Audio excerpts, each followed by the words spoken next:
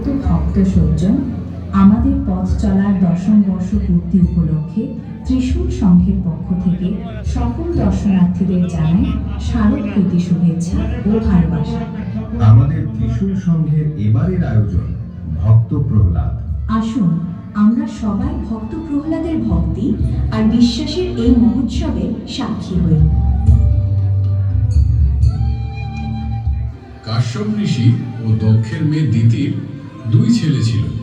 তারা হলো হিরণ্যাক্ষ ও হিরণ্যকাশ্যপ। এরা ছিল দানব বা অসুর।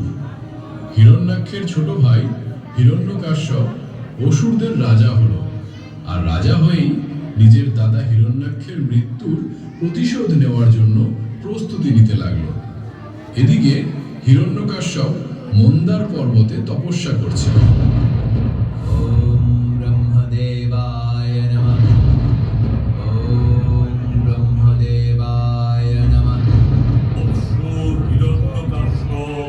আমি তোমার তপস্যায় সন্তুষ্ট হয়েছি।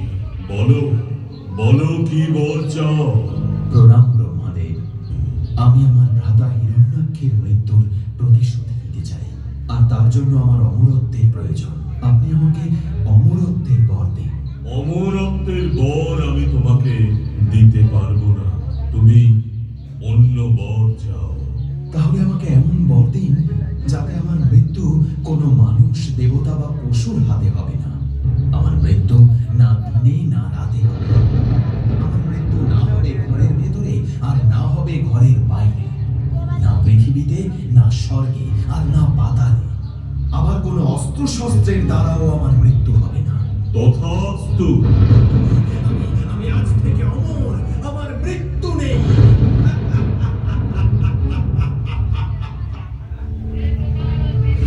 গয়াধর, আমি যুদ্ধে যাচ্ছি। আমি প্রজাপতি ব্রহ্মার আশীর্বাদে অমর। দেবতারা আমার কিচ্ছু করতে পারবে না।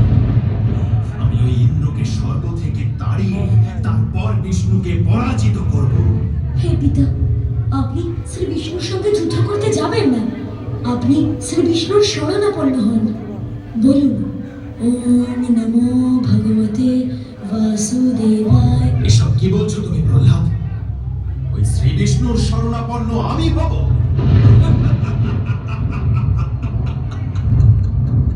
শোনো পুত্র, এই জগতে যদি সর্বশক্তিমান কেউ থাকে তাহলে সে তোমার পিতা অসুররাজ হিরণ্যকাশ্যপ। ডেকে আন তোর বিষ্ণুকে। কোথায় থাকেন তিনি? ভগবান শ্রী বিষ্ণু সব জায়গাতেই থাকেন। তুমি যদি তাকে ভক্তি ভরে ডাকো তাহলে তিনি অবশ্যই আসবেন। ভগবান বিষ্ণু আমার মধ্যে, তোমার মধ্যে, এমনকি জগতের প্রতিটা অংশে আছেন। প্রতিটা নুড়ি পাথর, এমনকি বড় পাথরের মধ্যেও তিনি আছেন। তিনি কি এই স্তম্ভের মধ্যেও আছেন? হ্যাঁ, এই স্তম্ভের মধ্যেও তিনি আছেন। এই স্তম্ভের মধ্যে যদি বিষ্ণু থাকে তাহলে এই স্তম্ভ আমি ভেঙে ফেলবো, হত্যা করব আমি বিষ্ণুকে।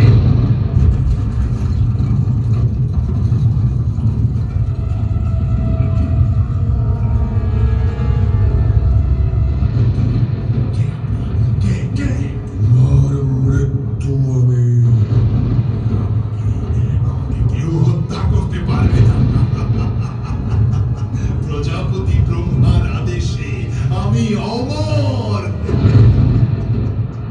প্রজাপতি ব্রহ্মার আশীর্বাদে কোন মানুষ, পশু বা দেবতা তোমায় হত্যা করতে পারবে না।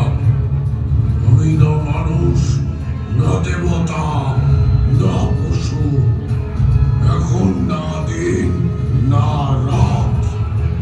আমি তোমাকে কোনো অস্ত্র শস্ত্র দিয়ে হত্যা করব না। তোমাকে হত্যা করব আমার লোভ দিয়ে।